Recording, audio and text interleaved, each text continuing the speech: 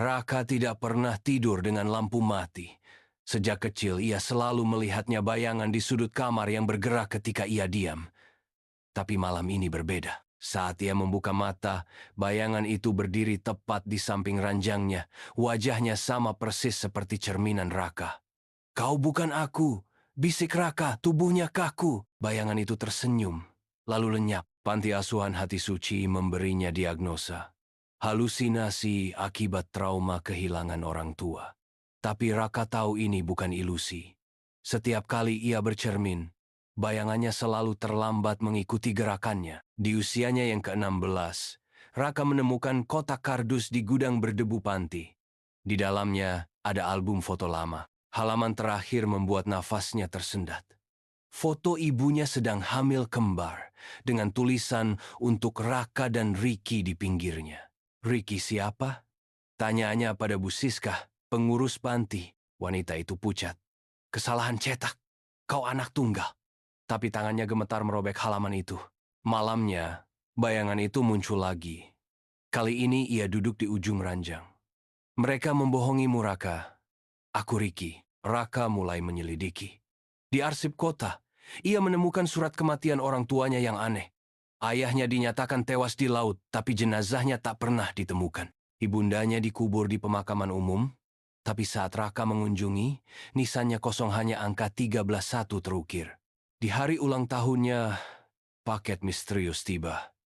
Isinya, kacamata rusak berlumut darah dan surat dari seseorang yang tahu kebenaran. Tulisan itu mengarahkannya ke gudang tua di tepi hutan. "Jangan ke sana," bisik Ricky dalam mimpinya. Itu jebakan. Tapi Raka pergi. Gudang itu berbau besi berkarat. Di lantai ada lingkaran kapur dengan simbol dua orang terhubung tali. Saat Raka menyentuh simbol itu, lampu neon di langit-langit berkedip. Seorang pria bertopeng muncul dari bayangan. "Selamat datang, Raka. Atau harus kusebut eksperimen nomor 13.1. Pria itu menjelaskan dengan suara datar. 16 tahun lalu, orang tua Raka adalah ilmuwan dalam proyek rahasia menciptakan kembar identik buatan. Raka dan Ricky, hasil cloning satu dijadikan host, satu lagi cadangan organ. Tapi orang tua mereka membawa kabur kedua bayi itu. "Kami membunuh ibumu, tapi ayahmu dan Ricky lolos. Kau ditinggalkan di panti sebagai umpan." Raka muntah. Bayangan Ricky kini semakin nyata. Ia muncul di setiap kaca, memperingatkan. Ayah masih hidup. Cari di Pulau Karang. Raka curiga ini jebakan, tapi ia tak punya pilihan. Dengan mencuri uang kas panti, ia menyewa perahu ke pulau terpencil itu. Di tengah laut, nahkoda tiba-tiba mengubah arah. "Maaf, Nah, mereka bayar lebih banyak," katanya sambil mengikat Raka. Tapi perahu itu tiba-tiba terguncang. Seorang remaja mirip Raka mendarat dari kapal lain, menghabisi nahkoda dengan jurus bela diri. "Aku Ricky. Ayah menunggumu." Pulau Karang ternyata bunker bawah tanah. Di ruang kontrol penuh monitor, seorang pria berjenggot mirip versi tua Raka berbalik. "Ayah, desis Raki." Tak sempat berpelukan, sang ayah memotong. "Mereka akan datang. Kau dan Ricky harus menjalankan protokol 13.1. Protokol itu mengerikan. Salah satu dari mereka harus mati agar yang lain bisa hidup dengan identitas baru. Kalian kembar sempurna. Sel-sel kalian bisa menyembuhkan penyakit langka mereka, tapi hanya satu yang bisa bertahan." Raki marah. "Kau tega menjadikan kami kelinci percobaan." "Tidak. Aku mencoba menyelamatkan kalian." Tapi terlambat. Suara helikopter mendekat. Di tengah kekacauan, Raka dan Ricky lari ke lab rahasia.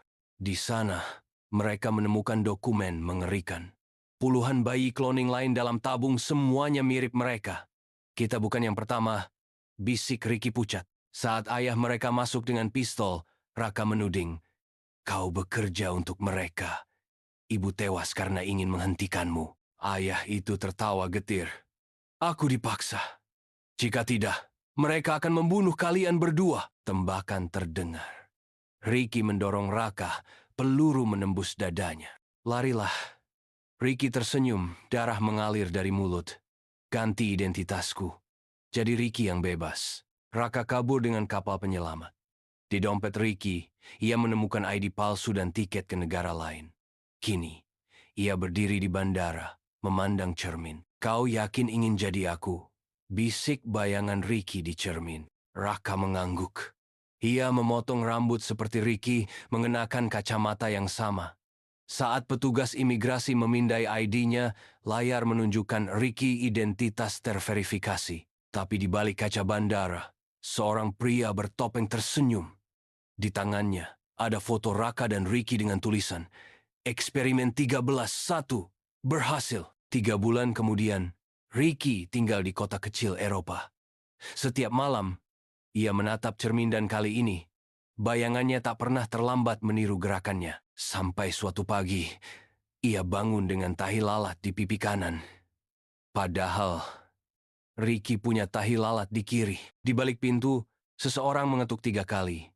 Persis seperti cara Raka dulu.